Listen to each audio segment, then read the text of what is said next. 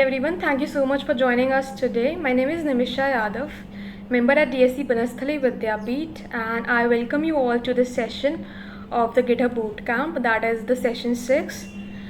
And if you're attending the GDSC event for the first time, let me introduce you about Google Developer Student Clubs. So Google Developer Student Clubs are university-based community groups for students interested in Google Developer technologies. Students from all undergraduate as well as the graduate programs with an interest in growing as a developer are welcome. And by joining a GDSC, students grow their knowledge in a peer-to-peer learning environment and basically provide solutions for local businesses as well as for their local groups. So if you're attending GDSC Banasthali Vidyapeeth event for the first time, do join the community platform to remain updated about the projects, hackathons, events, workshops, etc. Alright, so moving ahead.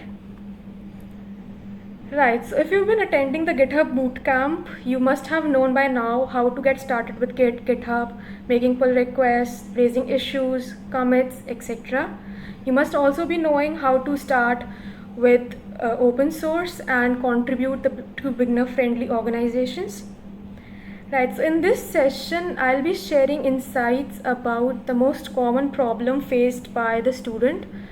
Like, they're not aware about the opportunities that are present in open source and the basic timeline regarding those programs. Right, so moving ahead to the objective of this session. In this session, I'll be sharing details about the various open source opportunities that are including programs, mentorship projects, as well as the internships. I'll also be sharing tips on how to apply for such programs and demystifying the common myths that is associated with open source. Alright, so moving ahead. So the most prestigious programs in open source is Google Summer of Code, that is GSOC. So GSOC is an international annual program in which Google awards stipends to students who successfully complete a free and open source software coding project during the summer. Alright, so let's know more about this program.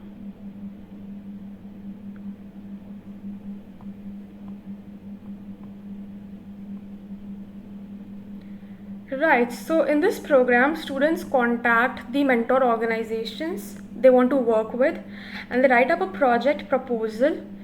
If that project proposal is accepted, students spend a few weeks integrating with their organizations and they start contributing to that particular project. And once the project is completed, students are rewarded in form of stipends as well as the recognitions. Alright, so if I discuss the basic timeline about this program, so the student application process starts around March or April, and then there's a review period after which the results are announced in May, and after the results announcement, students can start contributing to their projects for which they have submitted the proposals. Alright, so this was all about Google Summer of Code.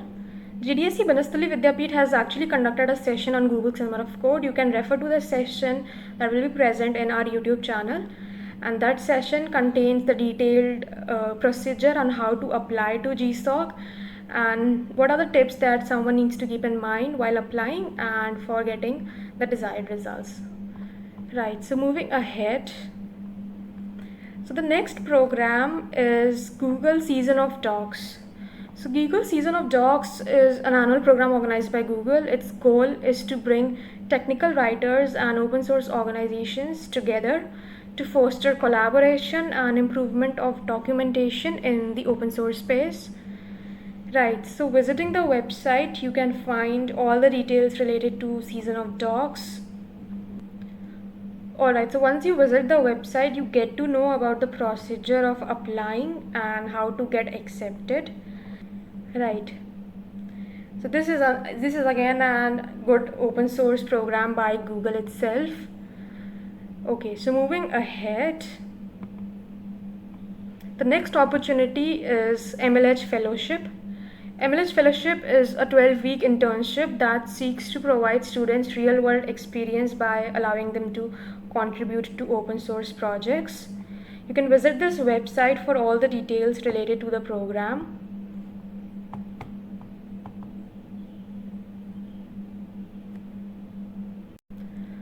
Alright, so once you visit the website, you notice that they provide the basic timeline of applications and the basic procedure. So through this program, students can contribute to projects that people actually depend on, and you will be collaborating directly with the corporate partners. This is an amazing opportunity to help you invest in yourself and in the developer technologies that you're interested in. So this is again an amazing program in open source, that is the MLH Fellowship. So right, moving on. So the next program is basically an internship, that is Outreachy. It's a 3-month long paid and remote internship which is conducted twice a year, that is from May to August as well as to December to March for the underrepresented communities. Right. So once you visit the Outreachy website, they provide the initial applications, the basic details, and the timeline. Alright, so students, particularly in the Northern Hemisphere, are encouraged to apply in the summer cohort, that is from May to August. Although the final year students can apply to both cohorts, the final year students in India, they can apply to both cohorts, but rest of the students are encouraged to apply only in May to August, that is the summer cohort. So this program basically tries to promote diversity in open source. They select students who are women, transgender, people of color, people from a historically disadvantaged caste or tribe. So the application process first application process consists of essays in which you have to mention that how you have been facing difficulties in technology and what are the significant differences that you face while pursuing your careers once this application gets shortlisted. Alright, so once you submit the application, the results are announced in April to May, and then the contribution process starts and you can contribute to various projects that are a part of the Outreachy program. Alright, so moving ahead. Next program is Hacktoberfest. Many of you must already be knowing about this program. It's basically a program hosted by DigitalOcean, and its main purpose is to help participants make their first pull request and give them an opportunity to make more exciting pull requests and contribute to open source projects. Alright, so this program for 2021 cohort will be starting very shortly. So you can join the Hacktoberfest community here, and they provide you projects that you can contribute to and make pull requests, and you get recognition. Last year people got t-shirts, etc. So this is again an amazing program to help you get started in open source. Alright, so moving ahead. So the next program, which is a global program again and very famous program, that is the Linux Foundation Mentorship Program. The open source developers here are given a chance to learn, experience, and contribute to Linux mentorship. The contributors can learn and grab internship or job opportunities at the Linux Foundation. Again, so this is again an amazing program to help you contribute to open source, and if you're looking for internships or some full-time work, so this is again an amazing program. So various projects are present in this program and you have to decide which project you want to contribute to, and there's an application process, and once the results are out you can start contributing to the projects. Right. Alright, so moving ahead. So there are various other programs which are very renowned and can help you get started with open source. These programs include Open Summer of Code, Red Hat Open Source Contest, Mozilla Winter of Security, GirlScript Summer of Code, GirlScript Winter of Contributing, Cryo.do externships, Remote Tool Challenges, UACIT Winter of Mentorship, and Let's Grow More Summer of Code. So these are basically programs that are very beginner friendly and they can help you get started with open source once you join them and get accepted. Alright, so moving on to the next part, the tips to apply to these programs. There are various prerequisites that one should keep in mind while applying to such programs. Firstly, getting started with Git and GitHub. So of course, fundamental knowledge of Git and GitHub will absolutely be necessary while applying to any open source project or a program. Right, so DSC Banasthali Vidyapeeth has already conducted various sessions that will be helping you to get started with Git and GitHub from scratch. So you can refer to these videos to improve your knowledge about Git and GitHub. Right, so next point is learning open source basics. Of course, so once you're starting with open source, you should know a particular language or a particular tech stack that you're most comfortable in. Alright, so JavaScript, Python, Java and PHP are some of the most popular languages on GitHub. There are multitude of projects that might suit your skills and your taste. You're free to choose any language or any tech stack, and you can find projects related to them and you can contribute in them. So the next step is the type of project. So the programming language is the most obviously basic technology that underpins every application.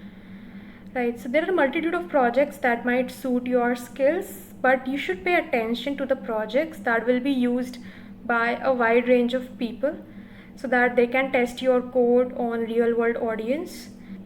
Alright, so getting started in any open source project, the first thing is that you start working on the software you already use or you're interested in. So that basically facilitates your working and keeps you motivated. Alright, so the next tip that you should keep in mind is the project volume. So the large open source projects like Linux Foundation with thousands of lines of code aren't actually the best choice for a beginner. So while working on projects, you should try to find issues that are labeled as first timers, beginners, easy, etc. So that can help you get started in any open source project. So project volume is also very important for a beginner that is getting started in open source. Alright, so the last point is all skills are welcome. Of course, even non-programmers can make a contribution in open projects. Documentation is wanted for all the projects, and that is occasionally very poorly written or poorly maintained. So you might assist with writing, updating, maybe translating the documentation. Right, so all skills are welcome. There is no bar on tech stack, no restriction on a particular language.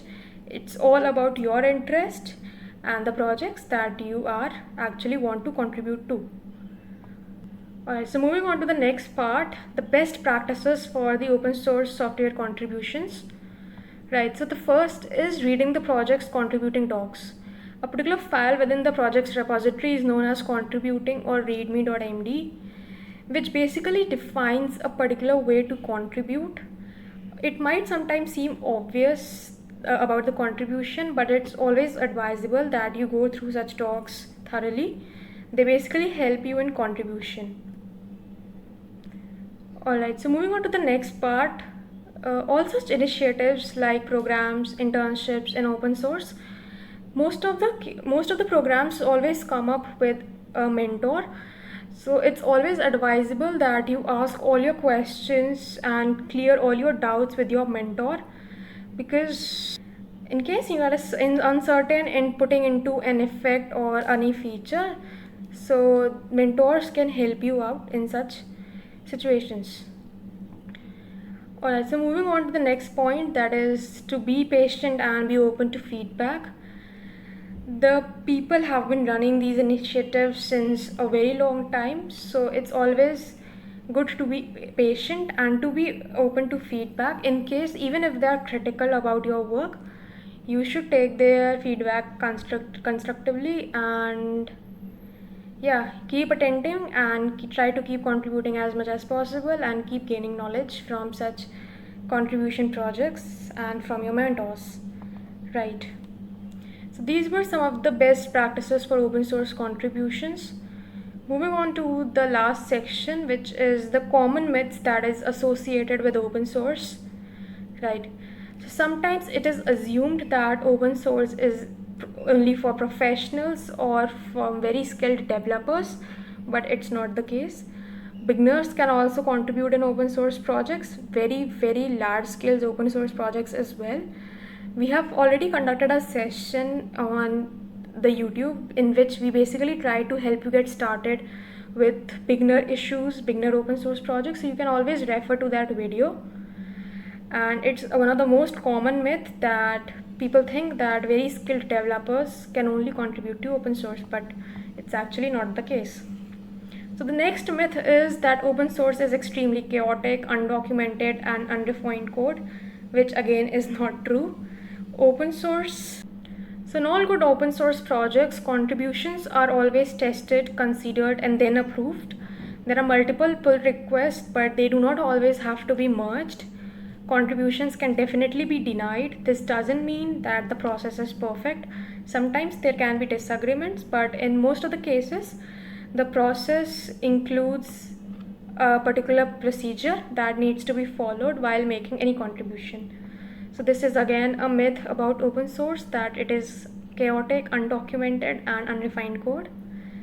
So the next common myth is that big software companies do not use open source, which again is not true. A 2015 open source survey says that over 66% of the companies consider open source options first and then only for the other alternatives. All companies from all sizes are using more and contributing more to the open source community. So this is again a myth that big software companies do not use open source.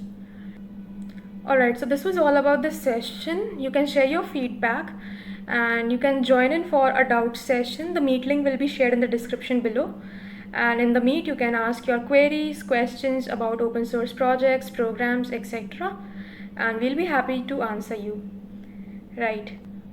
Alright, so moving ahead, 30 Days of Google Cloud is back, and GDSC Banasthali Vidyapeeth will be hosting cloud sessions that will basically be helping you to get started with Google Cloud Platform and to clear out all your queries, all your doubts regarding cloud. So do stay tuned about this program. Alright, thank you so much everyone for joining us today, and these are our social media platforms. Feel free to connect with us on these platforms, and we'll see you in the next session. Thank you for joining.